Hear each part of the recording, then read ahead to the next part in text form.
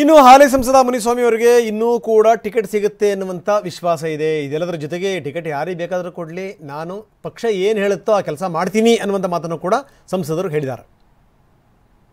ಇತ್ತೀಚಿನ ದಿನಗಳಲ್ಲಿ ಕೆಲವರು ನನಗೆ ಟಿಕೆಟ್ ಆಗ್ಬಿಟ್ಟಿದೆ ಅಂತ ಹೇಳ್ತಾರೆ, ನಾನು ಬಟ್ಟೆಗಳು ಹೊಲ್ಸ್ಕೊಂಬಿಟ್ಟಿದ್ದೀನಿ ಅಂತ ಹೇಳ್ತಾರೆ, ನಾನು ಫೋಟೋ ಶೂಟ್ ಮಾಡಿಸ್ಬಿಟ್ಟಿದ್ದೀನಿ ಅಂತ ಹೇಳ್ತಾರೆ, ನನಗೆ ರೆಡಿ ಅಂತ ಹೇಳ್ತೀನಿ ಅಂತ ಹೇಳ್ತಾರೆ. ಕೆಲವರು ಬೇರೆ ಬೇರೆ ಕಾಂಗ್ರೆಸ್ಸಲ್ಲೂ ಹಂಗೆ ಹೇಳ್ತಾ ಇದ್ದಾರೆ, ಇನ್ನೂ ಕೆಲವರು ಆ ಥರ ಹೇಳ್ತಾ ಇದ್ದಾರೆ.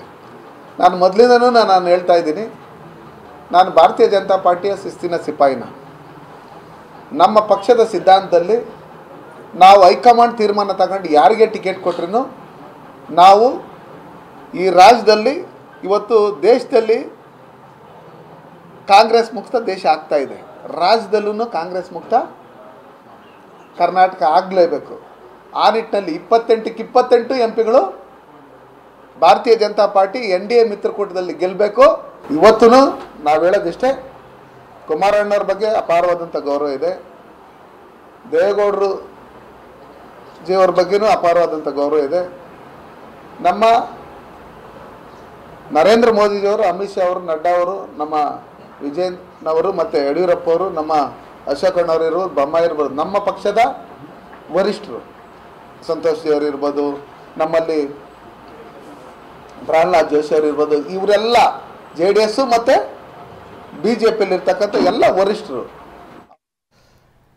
ಬನ್ನಿ ಸಂಪಟ್ಟಂಗೆ ಮಾತಾಡೋಣ. ನಮ್ಮ ಪ್ರತಿನಿಧಿ ಸುನಿಲ್ ಈಗ ನಮ್ಮೊಂದಿಗೆ ನೇರ ಸಂಪರ್ಕದಲ್ಲಿದ್ದಾರೆ. ಸುನಿಲ್ ಅವ್ರ ಜೊತೆ ನಾನು ಬೆಳಗ್ಗೆನೂ ಕೂಡ ಮಾತಾಡಿದ್ದೆ. ಯಾಕಂದರೆ ಒಂದು ಸಂಪ್ರದಾಯ ಅನ್ನುವಂಥದ್ದಿರುತ್ತೆ, ಈ ರೀತಿ ಘೋಷಣೆ ಆಗುವಂಥ ಸಂದರ್ಭದಲ್ಲಿ ಯಾವ ನಾಯಕರು ಇಲ್ಲದೇ ಏಕಪಕ್ಷೀಯವಾಗಿ ಹಿಂಗೆ ಘೋಷಣೆ ಮಾಡೋದಂಥ ಸಂದರ್ಭದಲ್ಲೇ ನಮಗೆ ಅನುಮಾನಗಳು ಕಾಡಿತ್ತು ಅನ್ನುವಂಥ ಮಾತುಗಳನ್ನು ನಾನು ಸುನಿಲ್ ಮಾತಾಡಿದ್ವಿ.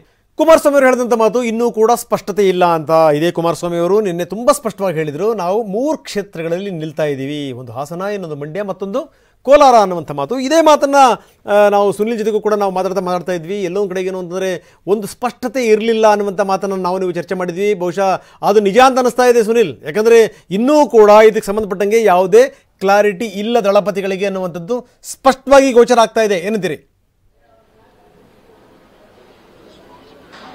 ಖಂಡಿತ ರಂಗನಾಥ್, ಈ ಕ್ಷಣದವರೆಗೂ ಕೂಡ ಎಷ್ಟು ಕ್ಷೇತ್ರ JDSಗೆ ಅಂತೇಳಿ ಈ ಕ್ಷಣದವರೆಗೂ ಕೂಡ ಯಾವುದೇ ರೀತಿಯಾಗಿ ಅಂತಿಮವಾದ ರೀತಿ ಕಂಡು ಬರ್ತಾ ಇಲ್ಲ. ಯಾಕಂದ್ರೆ ನಿನ್ನೆ ಕುಮಾರಸ್ವಾಮಿ ಅವರು ಮೈತ್ರಿಯಲ್ಲಿ ಇರುವಂತಹ ಒಂದಷ್ಟು ಸಣ್ಣ ಪುಟ್ಟ ಗೊಂದಲದ ವಿಚಾರವನ್ನ ರಾಜ್ಯ ಮತ್ತೆ ಹೈಕಮಾಂಡ್ BJP ನಾಯಕರಿಗೆ ಸಂದೇಶ ಕೊಡುವಂತ ಕೆಲಸವನ್ನು ಕೂಡ ಮಾಡಿದ್ರು.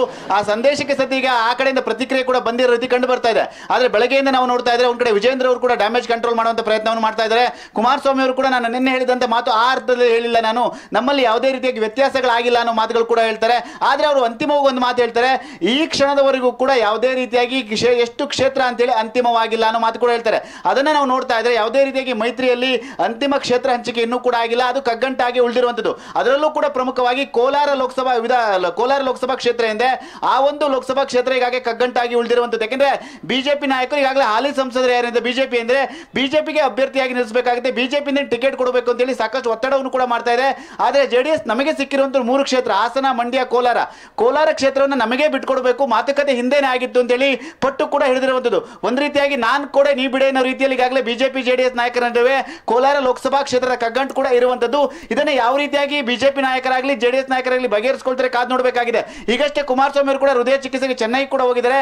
ಮುಂದಿನ ದಿನಗಳಲ್ಲಿ ಈ ಒಂದು ವಿಚಾರಕ್ಕೆ ದೇವೇಗೌಡರು ಕೂಡ ಎಂಟ್ರಿ ಆಗಿ BJP ನಾಯಕರ ಅಮಿತ್ ಶಾ ಆಗ್ಬೋದು, ಮೋದಿ ಅವರ ಜೊತೆ ಮಾತಾಡಿ ಅಂತಿಮ ನಿರ್ಧಾರ ತೆಗೆದುಕೊಳ್ಳುವಂತ ಸಾಧ್ಯತೆ ಕೂಡ ಇದೆ. ಯಾಕೆಂದ್ರೆ ಈ ಒಂದು ಗೊಂದಲ ಕಾಂಗ್ರೆಸ್ ನಾಯಕರಿಗೆ ಒಂದು ರೀತಿ ಚಿನ್ನದ ತಟ್ಟೆಯಲ್ಲಿ ಅಸ್ತ್ರವನ್ನ ಇಟ್ಟುಕೊಟ್ಟ ರೀತಿ ಆಗ್ತಾ ಇದೆ.